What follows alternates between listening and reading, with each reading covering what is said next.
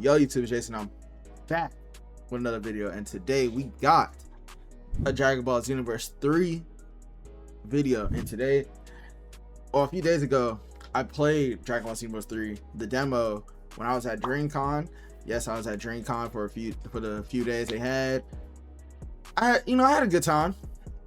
In the game, when people hate on it, giving it criticism and stuff like that, since I can actually give y'all criticism and make y'all see how the game is from my eyes, let's get into it. Now, when I first played the game, I didn't know what to expect. Like, of course I jumped in there like it was gonna be regular Xenoverse 2, right? That is completely not the case. Some of the controls are different, some are the same. I low-key, when I was in that mission, I did die once. I'm gonna be honest, I died once. Sadly, when I did play, no, not sadly, I did get to go Super Saiyan in Super Saiyan 3, and I figured out how the transformations worked, the timer, which everyone talks about, how to transform to Super Saiyan 3 and everything like that.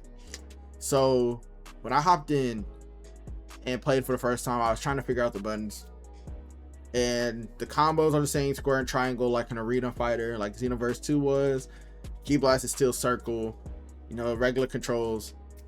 The Z assist, or the trainer hopping in to help you with a skill, I'm not gonna lie, I would rather it be a chance than you pressing the button, low key. I think I would rather have that, because I don't know,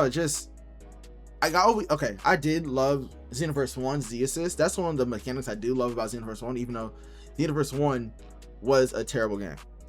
Well, not terrible, but it was very flawed. It was a very flawed game, the Xenoverse 2 was.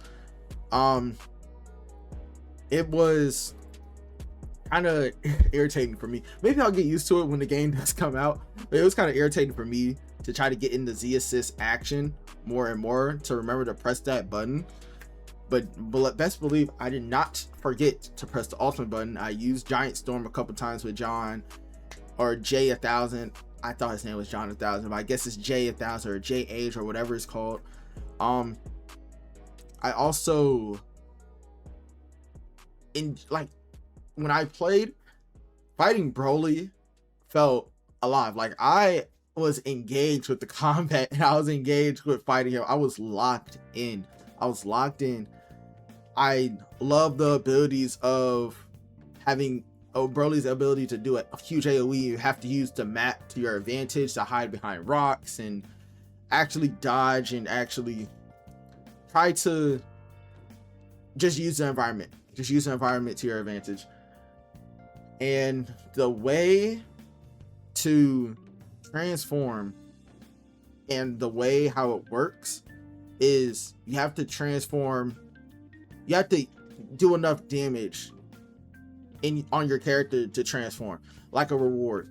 So when I seen it like that, I actually had no problem with it. I feel like everyone has a huge problem with this because you're just used to transforming off rip, or you're used to using your transformation whenever you want to, but they're trying to get the real RPG vibes. And I honestly seen people on TikTok that said Xenoverse 2, or Xenoverse in general, isn't supposed to be like an RPG. But when you search it up, it gives you the definition of an RPG, an action role-playing game. It is an RPG. So it's trying to give more of that feeling of an RPG. It's trying to give you that reward to transform and to do hella more damage as you're transforming, which that's what the transformation does. And while you're in Super Saiyan 1 to evolve to Super Saiyan 3 and etc., whatever transformation you're trying to use or get, you have to do enough damage before that 45-second interval, and then you get to transform again.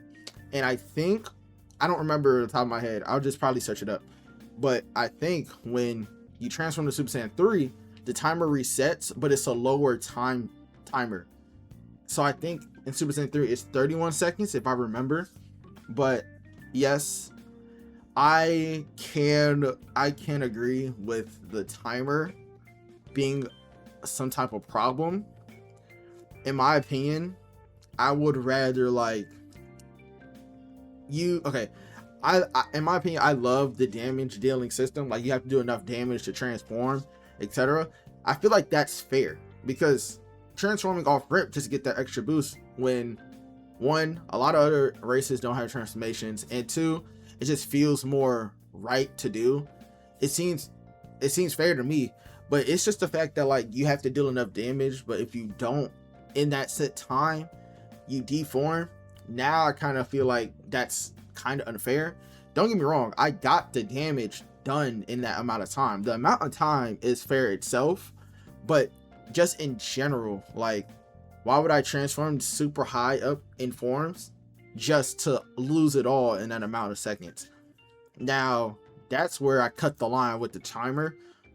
If at the very least, if it would just, you can transform, but if you don't do damage in that time frame, then you deform. Like not a timer itself, but let's just say like you're actually not hitting your opponent while you're transformed, then the meter of the damage meter where your transformation's at, if that gradually just goes down, then I could probably get behind it.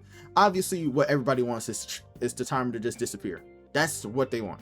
But if at the very least, if they're able to just gradually make it go down while you're fighting instead of a timer, if you don't do enough damage, then I can get behind that.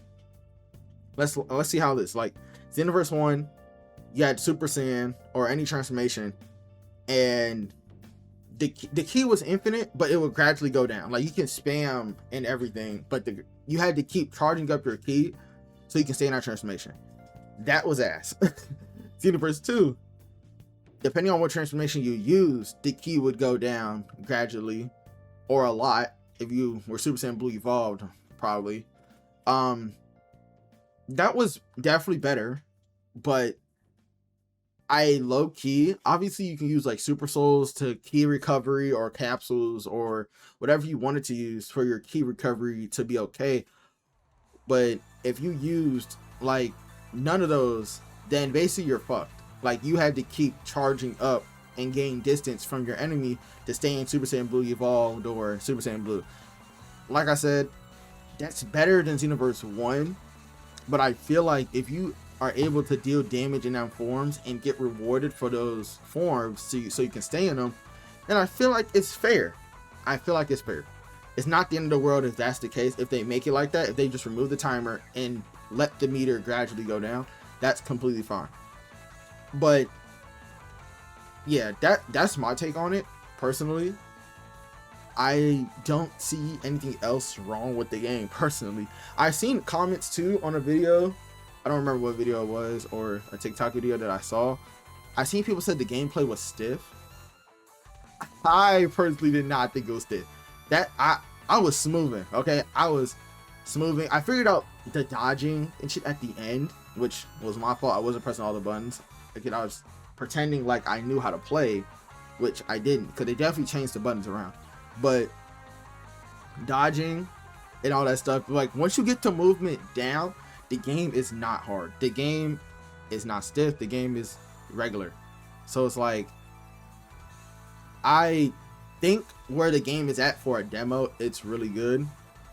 But for now, let's just see how the game climbs up and stop hating on the game for not even being out yet.